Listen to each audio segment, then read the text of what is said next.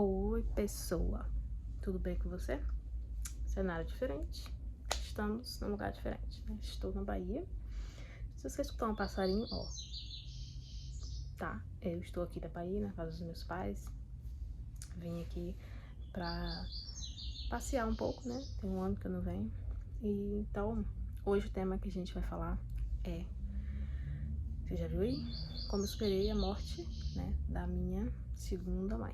Eu chamo ela assim. Minha ex-sogra, né, quando ela morreu, ela já tava nesse... A gente já tinha separado do filho dela. Então, pra poder contar isso, eu vou ter que voltar lá atrás, né, um pouquinho. Se, gente, tiver um pouco escuro, foca mais na voz aí que vocês vão entender do que na imagem, tá? Porque o cenário aqui não ajuda muito, não. Não trouxe as ferramentas, né, de avião, não dá pra trazer muita coisa. Então, a minha história com ela começou quando ela começou a frequentar a igreja da minha mãe, né? Minha mãe tinha uma igreja, ela era pastora lá nessa igreja. E o filho dela também frequentava. Nessa época, eu era noiva do meu primeiro namorado. Vocês estão vendo aí os outros vídeos, vocês vão ver. Eu tinha um namorado e a gente terminou. Também vou contar sobre isso, né? O próximo vídeo vai ser sobre isso. Como eu esperei o fim desse relacionamento, que foi... Ele foi um príncipe pra mim. Um príncipe. E a gente chegou a noivar e tudo. Então, como é que eu superei esse fim desse relacionamento? Fica ligado aí, no próximo vídeo. Daí, a gente frequentava a mesma igreja. Eu gostava muito dela, mas nunca imaginei que ela fosse ser minha sogra.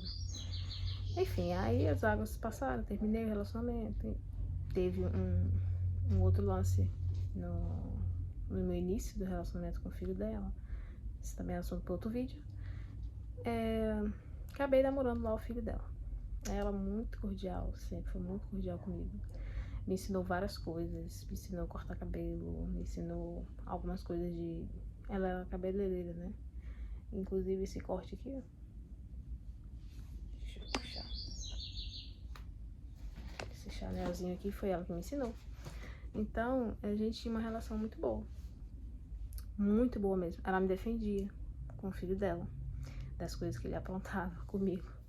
Como vocês já viram aí, né? Essa dependência emocional que eu gerei. Foi através dessas coisas que era muito mais sobre o falar dele, né? Do que o fazer em si. Que a maioria das vezes é, né? A gente vai se condicionando ali no falar mesmo da pessoa, na forma que ela fala contigo. Se ela é ríspida, se ela é controladora e etc. Daí, voltando aqui, né? A minha sogra. Ex-sogra. Nessas defesas todas dela comigo, a gente foi se aproximando cada vez mais, e a gente morava no Rio, tinha uma casa, que era a casa dele, né, desse meu ex-marido, com os pais dele, e aí ela falou, filho, eu vou te dar metade da casa pra você poder se casar. Partiu dela essa iniciativa, de tanto que ela amava o filho, né, lógico. E aí também ela não desgostava de mim. Nessa época a gente ainda não era tão próxima, no começo do casamento. Mas ela deu a casa dela, metade, ela dividiu. Como o pai dele é pedreiro, ele acabou aprendendo algumas coisas e foram eles mesmos que fizeram a divisão. A sala se transformou na cozinha, eles dividiram, né? Não, minto. A varanda se transformou na cozinha. A sala foi colocado o banheiro dentro e o quarto ficou quarto mesmo. Então a gente ficou com uma casa meia água, de um quarto, sala, cozinha e banheiro. E uma varanda gigante, uma área gigante que dá pra botar uns 4 carros na garagem. E ali a gente foi construindo esse relacionamento, né? Ela fazia comida, me chamava pra lá, jantar, me ensinava como fazer algumas comidas lá, que ela tinha um frango que ela fazia, nossa Deus, maravilhoso. E ela, passaram os anos, o sonho dela era voltar pra Paraíba. Nesse meio tempo, a gente, na igreja, né, fazendo os trabalhos da igreja, ela virou pastora. E aí ela foi pra Paraíba pastorear lá. E o sonho dela também era construir uma igreja lá. Ela começou, chamando pessoas, né, para participar. As pessoas iam lá na casa dela fazer oração, pediam conselho. E aí veio a pandemia. Quando veio a pandemia, né, todo mundo com o maior cuidado com ela, porque ela tinha asma, bronquite asmática, né, que já é um problema no pulmão. Quando ela ria, às vezes ela ficava cansada, não conseguia respirar, de falta de ar. E aí a pandemia veio, ela passou por 1 ano, não pegou o vírus, e no ano seguinte, no final do ano seguinte, mais ou menos, aí ela pegou o vírus. Não só ela, como o filho e o marido também pegou. Eles dois ficaram com muita dor na coluna, muita dor, mas não se comparavam a ela, né? Ela ficou com muita dor na coluna também, e aí foi pro hospital. Chegando lá, ela... de início ela não ficou entubada, mas depois ela teve que ficar. Aí ficou 1 mês lá sem intubação, mas o pulmão dela foi endurecendo, e eles ligavam pra gente, fazer chamada de vídeo, e aí na última chamada de vídeo dela, ela só falava pra minha mãe, que ela falou que ela tava muito cansada, e tipo assim, já tava pronta pra ir. Ela já tava pronta pra ir. Aí minha mãe falou, para com isso, que elas também muito amiga, né? Elas duas, muito amigas. Daí, passou um tempo, os médicos falaram que o pulmão dela já estava 80% fibrosado, já muito duro, e nem o aparelho estava dando jeito para poder fazer ela respirar, que se ela não melhorasse daquela noite em diante, que a coisa ia ficar séria. E aí eu vim pra Bahia, né? Nessa época eu tava no Rio, quando ela foi internada, mas eu vim pra cá passear. Cheguei aqui no dia 3 de julho, se eu não me engano, 2022. E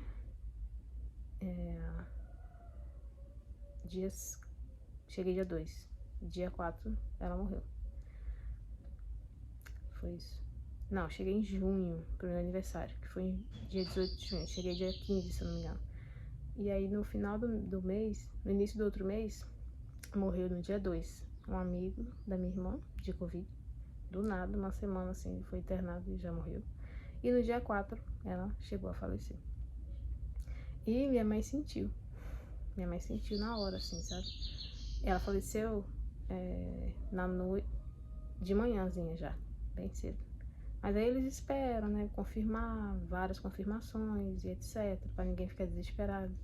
E depois é que eles vão dar notícia. Nesse tempo minha mãe sentiu, que ela foi fazer uma oração por ela, e aí ela dando uma chorada, não chorar, falando, ela foi. E ela tinha ido mesmo. Nesse momento, o meu ex-marido me ligou, chorando, a gente só chorava. A gente tem uma relação muito boa até hoje, né? Como eu já falei pra vocês. E eu e ele só chorava. Eu arriei no chão ali, chorando, com o telefone na mão. Muito... Sei lá, meu corpo inteiro tremia, sabe? Parecia que eu tinha perdido a minha mãe mesmo. Porque eu considerava ela como minha segunda mãe, né? E todo mundo ali tentando me acalmar, né? Meu pai passava a mão na minha cabeça, minha mãe me abraçava. Ela já tinha chorado, porque ela já tinha sentido. Então ela já tentou se manter calma pra poder ficar calma. E eu fiquei ali com esse meu ex no telefone um tempão, só chorando. E ele não conseguia falar nada, eu também não conseguia falar nada. E aí passou, eu falei pra ele, vai lá. Ele tava lá na Paraíba com ela, né? E falei, vai lá, resolve aí que tem que resolver. E eu fiquei ali parada, sentei no sofá, igual um zumbi. Começou um monte de pensamento na minha cabeça. Tipo, esse barulhinho aqui tem um vizinho aqui em cima desse forro. Tem um bichinho que ele fica andando pra lá e pra cá. Enfim, eu ficava lá, fiquei lá parada. Começou uma revolta muito grande dentro de mim. Muito grande. Uma revolta desesperadora, sabe? Foi ali que eu saí da igreja definitivamente. Porque eu ficava pensando, Deus fez muita promessa pra ela. Que ela ia construir a igreja dela, que ela ia ser pastora lá no Paraíba, que ela ia ganhar a família dela toda pra Deus, né? Enfim. E nada disso aconteceu. Ela começou a fazer igreja na compra do terreno. Ela comprou o terreno. Chegou a comprar, chegou a planejar, chegou a fazer orçamento de algumas coisas, mas ela não conseguiu construir. Então aquilo pra mim foi tipo assim, Deus é mentiroso. Deus é mentiroso, porque disse que ela ia construir a igreja dela, que ela ia fazer as coisas e tudo mentira, não aconteceu nada. Aí eu voltei pro Rio, fui pro Rio, né, que eu tô na Bahia agora. Voltei lá pro Rio e começou, na minha cabeça ficou assim, já que a gente vai viver e essas promessas aí que foram feitas pra gente não vão acontecer, então eu vou fazer o que eu quiser da minha vida. Eu danei pra baladas, danei fazer um monte de coisa que eu não fazia, danei experimentar coisas que eu não tinha experimentado, fiz um monte de coisas, mas tudo isso foi um processo muito necessário. A dor da perda de alguém, né, faz abrir um espaço na sua cabeça, vamos dizer assim, na qual você, primeiro, a gente não tem que ter essa dependência louca emocional. Como assim dependência louca? É a mãe, sabe? Não é qualquer pessoa, gente. Primeira coisa, todo mundo vai morrer. Se é mãe, se é pai, se é filho, se é irmão, não interessa quem seja. Pode ser mais novo que você, pode ser uma criança, como já aconteceu também. Também vou fazer um vídeo da minha sobrinha de 1 ano e 8 meses. Pode ser, entende? A gente não tem como prever essas coisas. E a única coisa que a gente pode fazer é aceitar. E esse foi o passo que eu dei, o maior de todos, para poder superar, né? Superar esse luto dela, que eu fiquei mesmo, eu fiquei muito louca, muito louca. Eu era da igreja, toda certinha, eu casei virgem, já contei pra vocês isso aqui também. Eu frequentava, eu fazia cultos, eu fazia missão, eu fazia seminários, eu fazia palestras, eu fazia um monte de coisa. Um monte de coisa. Fazia jejuns e orações, fazia pregações. Tudo que você possa imaginar aí dentro da igreja, eu fazia tudo certinho. Na minha cabeça, aquilo ali era a minha garantia, sabe? De sucesso no mundo. Achando eu que era isso que Deus queria. E aí, desse processo dela, né, da perda dela, veio me mostrar que não, tem alguma coisa de errado que não tá certo.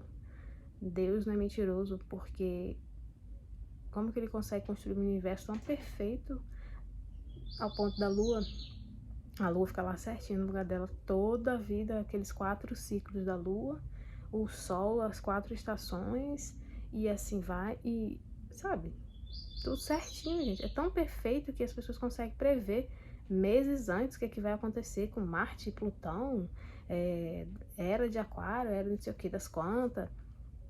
Como que Deus não é perfeito? É perfeito, né? A gente tá aqui num planeta onde ele não é sugado pelo Sol e onde ele não é expelido também, né? Não é afastado, fica no ponto exato onde a gente não se queima tanto, mas também não fica com frio. Entende? Como que não faz sentido nenhum. O que eu entendi desse acontecimento com ela foi que a primeira coisa que eu tive que aprender foi que as pessoas morrem. Infelizmente, ninguém aqui é imortal, né? A gente é imortal no espírito, né? Porque quando a gente morre, eu pelo menos acredito que aqui não é o fim. Isso aqui é uma experiência, né, de várias outras aí que Deus tem pra gente, porque a gente não saiu do nada e também não vamos voltar para o nada. Essa é a minha opinião. Daí, eu comecei a fazer essas coisas e comecei a ver que nada acontecia, né? Porque falavam assim, se você for pra festa, Deus vai ficar com raiva da sua cara e vai te mandar, sei lá, acontecer um acidente com você. Não aconteceu um acidente comigo. Se você beber alguma coisa, você vai acontecer isso. Mentira, não aconteceu nada. Nada aconteceu. Fiz várias coisas e nada aconteceu. Aí, eu comecei a aceitar, né? Aceitei que não tem jeito. Ela já foi, não há muita coisa que eu posso fazer. O que eu posso fazer é aceitar mesmo. Entender que todo mundo morre. E comecei também a ver que Deus não era bem isso que as pessoas pregavam na igreja. Não era bem isso que eu via, né, as pessoas falando. Deus era muito além disso. Deus, ele tem um amor que é incondicional. Eu vou falar muito dessa palavra aqui, tá? esse amor incondicional, que significa não importa o que você faça. Incondicional é sem condições. Se você ama alguém aí que está do seu lado porque a pessoa é XPTO, né, que eu sempre uso também esse termo, você não ama ela incondicionalmente. Isso não é um amor puro, tá? Tem condições, tem termos e condições. Ah, Emily, então agora eu vou aceitar uma pessoa que me trata mal. Não é disso que eu estou falando. Assista o vídeo do amor próprio. Acho que eu vou deixar até aqui no final desse vídeo para você assistir. E você vai ver que não tem nada a ver com isso, tá? O que eu tô querendo dizer é... O que eu estou querendo dizer, o que eu estou dizendo, na verdade, é que para que você ame alguém puramente, tá? Amar a essência daquela pessoa, primeiro, é entender e aceitar que essa pessoa é falha. É assim como você não é perfeita. E que essa pessoa, ela vai errar mesmo, assim como você erra. Que essa pessoa, ela tem já uma personalidade dela própria, onde inclui várias coisas, e uma delas possa ser não ficar mimando você, possa ser não te dar presente, porque tem 5 formas, né? 5 linguagens do amor. Nessas 5 linguagens do amor, tem serviços, tem só falar mesmo, que nossa, você é linda, não sei o que, ou então é só dar presente, a pessoa não fala. E ainda tem outra coisa, tá? A pessoa, ela pode demonstrar o amor de uma forma, mas quando ela vai receber de outra pessoa, ela recebe de outra maneira. Por exemplo, se você já brigou com alguém, gente, o assunto tá entrando para outra vertente, mas depois a gente vai se aprofundar no outro vídeo. Se você já brigou com alguém, meu aniversário passou, você nem lembrou. Para essa pessoa, o importante é ela te ajudar, ela limpar uma casa para você, ou ela adiantar sua vida em alguma coisa de algum trabalho, sabe? Fazer algum serviço. Essa é a forma dela, entende? É complexo, gente. A vida de amor incondicional, amar o próximo, é um trem bem complexo, onde a gente não tem aprendizado disso. Não tem na nossa família, não tem nas igrejas, não tem nas escolas, não tem em faculdade, não tem. Só tem na vida mesmo, você ali botando a cara e vendo as coisas acontecerem, sabe? Porque se você gosta de alguém porque ela te dá presente, você é interesseiro. Sinto muito, eu sou verdadeira aqui, você vai ouvir verdades. Se você gosta de uma pessoa porque ela é carinhosa, você é interesseiro, está carente de carinho. Se você gosta de alguém porque ele é bonito, lindo, sensual, ou ela, você também é interesseiro, sabe? Você gosta ali do corpo da pessoa, e se ela não tiver aqui, você vai embora. Então, é muito raso as relações hoje em dia. Muito, muito raso. E foi tudo acontecendo de propósito mesmo para que os humanos perdessem a sua humanidade. Tá? Voltando aqui ao assunto da minha segunda mãe, eu vi todo esse rolê acontecendo, vi que Deus não era assim, que Deus tem um amor incondicional. Eu falo muito da parábola do filho pródigo, né? Que Deus deu ali, Deus não, o pai dele deu a herança, deixou ele ir, etc. Ele torrou o dinheiro e voltou. Quando ele voltou, tinha festa esperando ele, entendeu? A festa que o pai dele fez, não fez nem pro irmão que estava lá do lado. Mas por quê? Porque resgatar alguém perdido para o pai era muito mais... o outro filho não estava perdido, sabe? Ele tinha um caminho, ele tinha uma direção. E esse que se perdeu ele precisava de uma atenção extra, né? Ele precisava ali passar por um processo, que foi o processo que ele passou, para ele não mais sair de perto do pai dele, que no caso Jesus quis dizer isso na Bíblia, que era o pai, né? Deus. Então, assim, eu comecei a entender essas coisas. Foi ali que começou essa minha história, sabe? De começar a me aprofundar nos relacionamentos, em entender os humanos, a cabeça da gente. E todo esse processo aconteceu comigo, e o que eu vou trazer aqui pra vocês é isso. Aí eu fui e entendi que Deus não era nada daquilo, eu aceitei. Aceitei, né, que as pessoas se vão. E também aconteceu um fato. Isso foi 15 dias depois, né, que ela morreu, que eu tava muito doida, muito revoltada com Deus. Nossa, você não tem noção. Aí eu sonhei com ela. Tive um sonho muito lindo com ela, e foi muito real o sonho, muito real. E eu tenho certeza que eu encontrei com ela. Aí ela tava linda, minto, tinha uma mesa gigante, né? A família dela reunida, o pessoal e algumas pessoas da igreja. E alguém falava assim, ela vai vir, como se ela fosse, sabe, uma pessoa chiquérrima, que tinha um horário marcado ali com a gente. Aí ela chegou. Quando ela chegou, eu fui a primeira pessoa que ela abraçou, e eu já fui em pranto já, chorando muito. E aí ela falou, oi amor, neguinha, ela me chamava, oi neguinha, não fica assim não precisa chorar. E gente, ela tava extremamente diferente. Ela tava com um corpo musculoso, não era Graciane Barbosa não, mas era um corpo todo arrumado, umas coxas grossas. Ela tava com um cropped pra poder ver a barriga dela assim, chapadinha. Ela tinha um pouco de barriga, né? Bastante barriga, na verdade, quando ela faleceu. E aí, uma pele bronzeada, o cabelo chanelzinho cortado aqui, curtinho assim, ó, bem aqui assim. Preto, liso. E tinha uns médicos atrás dela, né? Aí ela falava assim pra mim, por que você tá chorando? Eu tô bem, você não tá vendo? Olha aqui. E ela completamente transformada, sabe? Uma consciência assim de outro mundo. Aí ela falou assim, olha, tá vendo esses médicos? Eles cuidaram muito bem de mim. Eles botaram várias injeções, estimularam meu músculo para que eu não ficasse com o músculo atrofiado. Tá vendo? Aí foi mostrando o corpo dela lá, que ela tudo no lugar. Foi mostrando que ela tava super bem. E aí ela disse, então não precisa chorar não, tá vendo? Aí foi, abraçou o restante do pessoal lá. E eu fiquei assim, admirando ela. Aí pronto. Aquele desespero todo que eu tava, aquela revolta toda passou.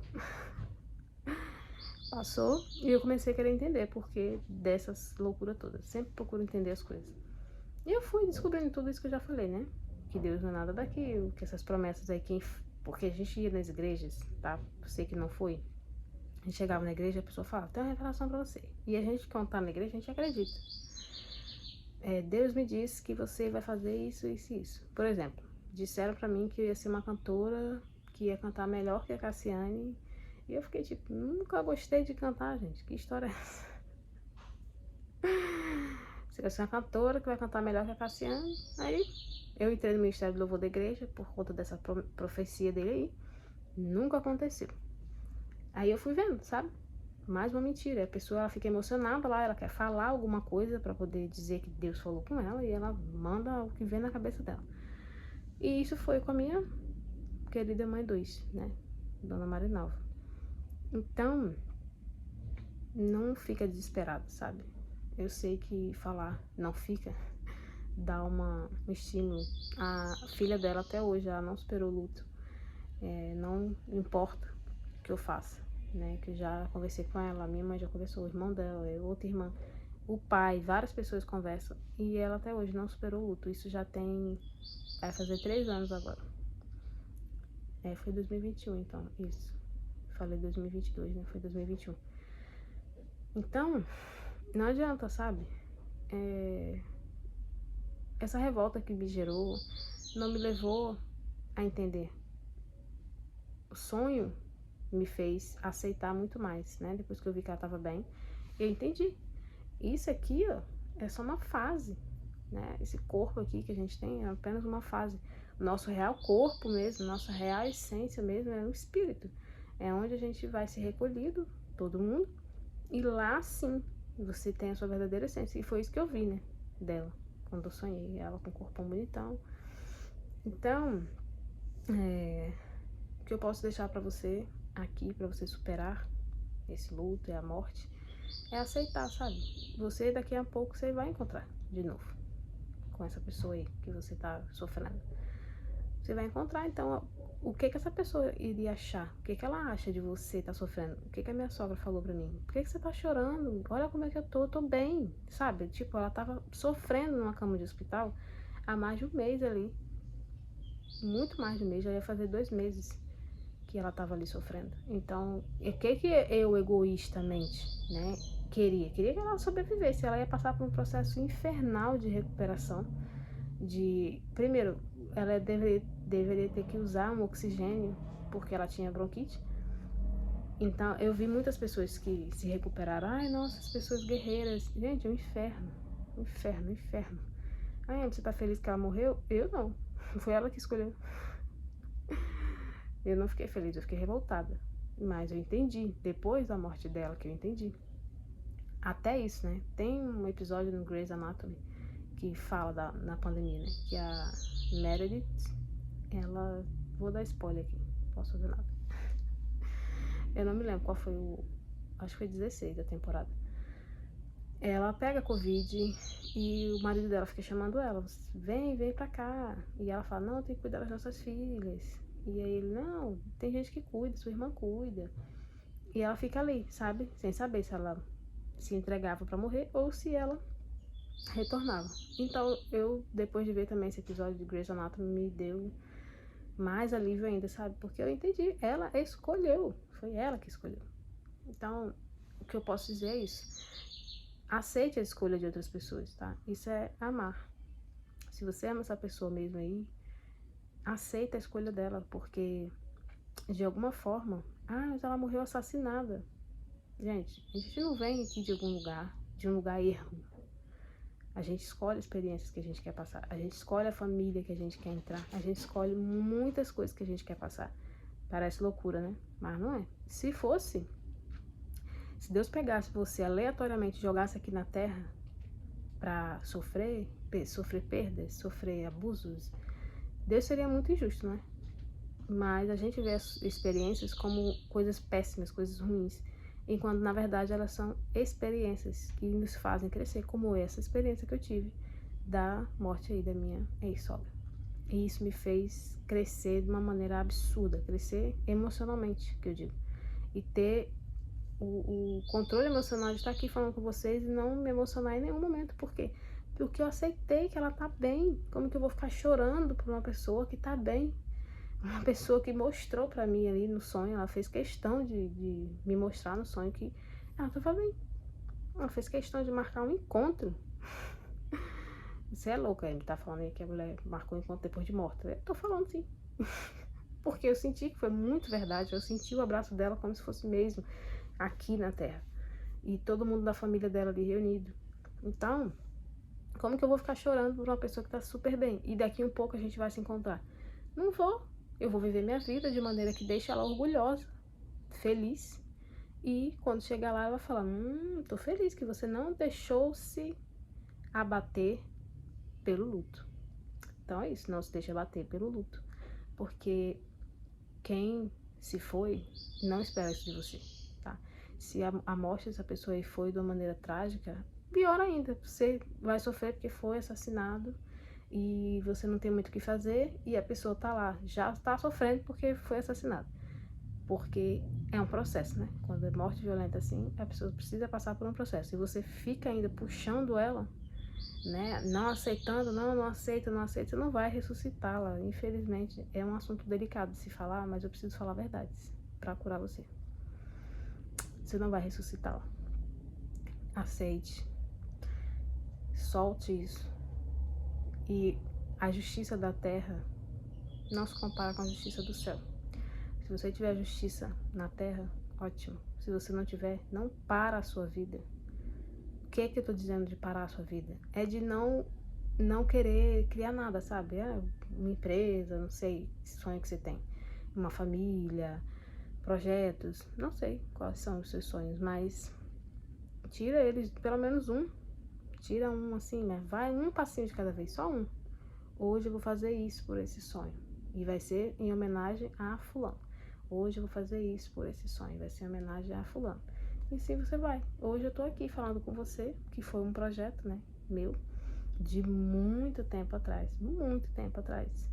E em homenagem à minha sogra, né, minha querida Marinalva, eu estou aqui deixando um legado. Porque quando eu me for, os vídeos vão continuar ajudando outras pessoas. Assim como tá ajudando você hoje. Então era isso que eu tinha pra falar no dia de hoje, tá? Um beijo aí no seu coração. Espero que você supere e aceite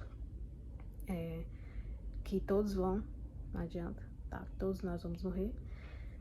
Mas é um processo natural da vida, tá bom? Um beijo, te vejo no próximo vídeo.